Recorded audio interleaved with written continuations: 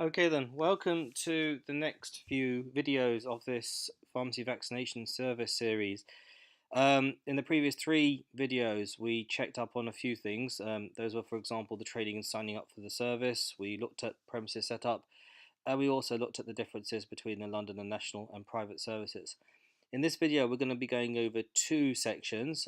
They're relatively short, so I thought we'd put them into one video. And that is the ordering of vaccination stocks and also the collaborating with your local GPs. So let's look at the ordering of vaccination stocks. Okay, now we would suggest that you hold a minimum level of stock before you reorder, and we would suggest at least 2 days, if not more. At the end of the day, you know your pharmacy better than anybody else, and you need to have obviously a reserve. And the reason being is that normally wholesalers will deliver the next day, but in this day and age, I'm sure you're well aware of the potential for delays and lost opportunities. So bear that in mind, holding a minimum level of stock. By now, you should have all received the Pharma Plus orders. If you haven't, please do let us know. And we would suggest that you aim for at least 20 per day. I mean, again, that varies per pharmacy. We have been managing that at some of the pharmacies that we've been running, and as though even though it's challenging, we've managed to hit the target on a number of occasions.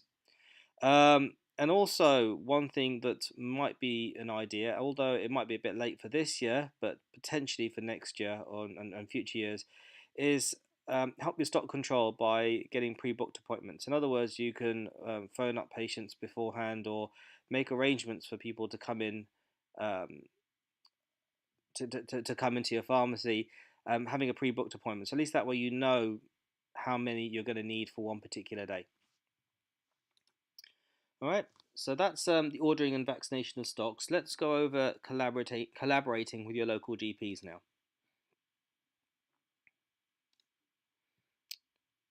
Okay, now as you're well aware, GPs are also providing flu vaccinations, and I mean, there is, I mean, it's you can't discount it, but there is a conflict there. We're essentially targeting very similar patients. GPs are doing that as well as pharmacists. However, it is important that you ensure that your local GPs are aware that you provide the vaccination service. And one thing you've got to bear in mind is that you are improving access to this flu vaccination service. And that's one of the advantages of having pharmacists on board.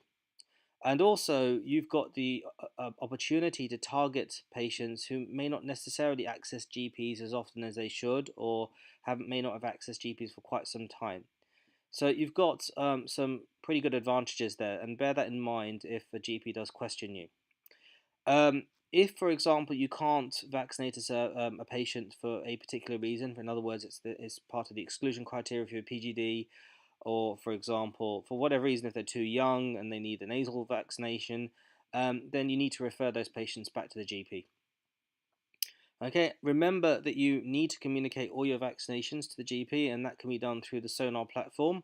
Or if you're not using the Sonar platform because you're outside of London, then you need to talk to your LPC to figure out the best way of doing it. Or you could even have a chat with the GP and say, well, ask them what's the best method of communicating with them to tell them that you vaccinated a particular person.